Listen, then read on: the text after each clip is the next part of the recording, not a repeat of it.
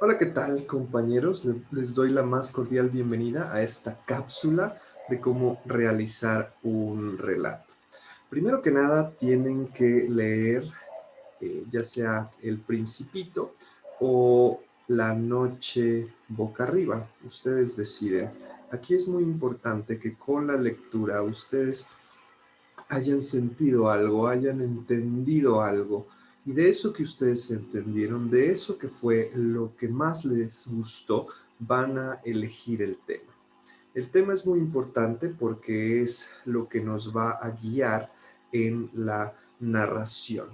Es en donde tú te vas a enfocar de lo que vas a hablar con respecto a los acontecimientos que sucedieron en esas obras y que a ti te parecieron más importantes, más relevantes, que tú lo sentiste. Recuerda que un relato es corto, estás narrando, estás platicando, estás expresando los eventos que sucedieron, en este caso, en una de las obras, y con respecto al tema o a lo que a ti más te importó con lo que leíste.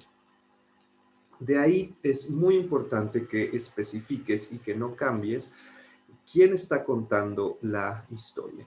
Si es un narrador externo, alguien que como tú decides hablar, ¿no? Y poner una postura desde lo que tú estás mencionando con respecto a los acontecimientos, o si le está contando el Principito, por ejemplo, o uno de los personajes que participan en la historia.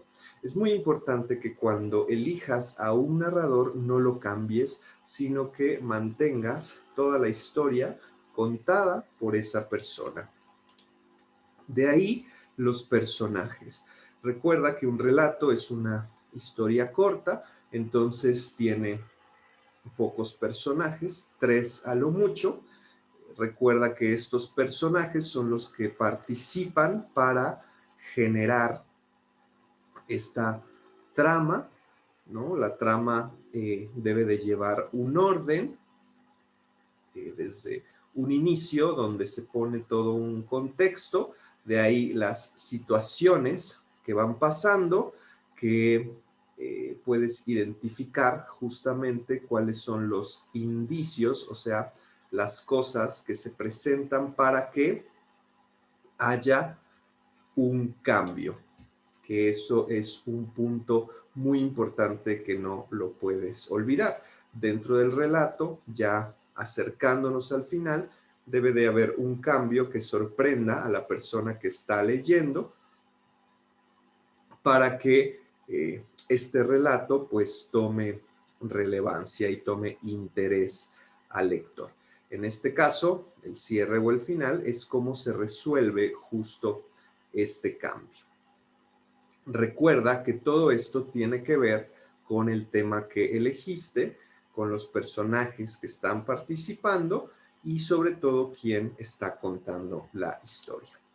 Finalmente, como les mencionaba, los indicios ayudan a ir preparando este cambio que va a suceder dentro del relato. Acuérdate que te vas a basar en esas dos historias, tú eliges cuál, y aquí lo más importante es lo que te haya llegado, lo que hayas sentido con respecto a lo que leíste de la historia. Eso te va a ayudar a poder colocar e identificar estos indicios.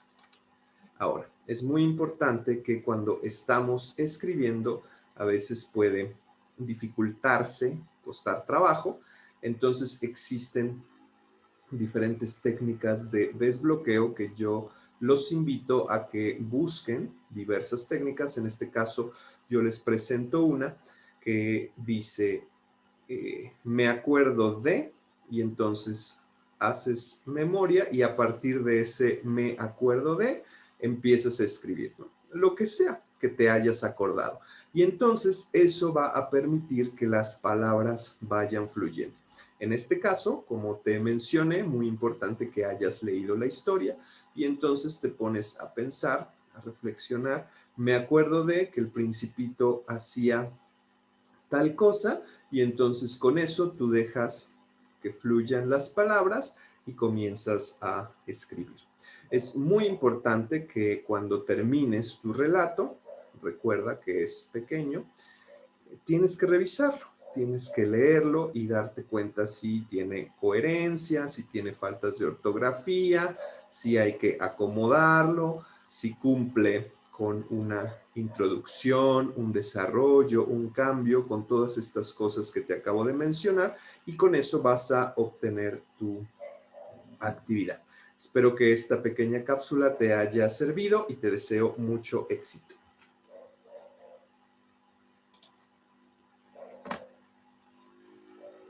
Adiós.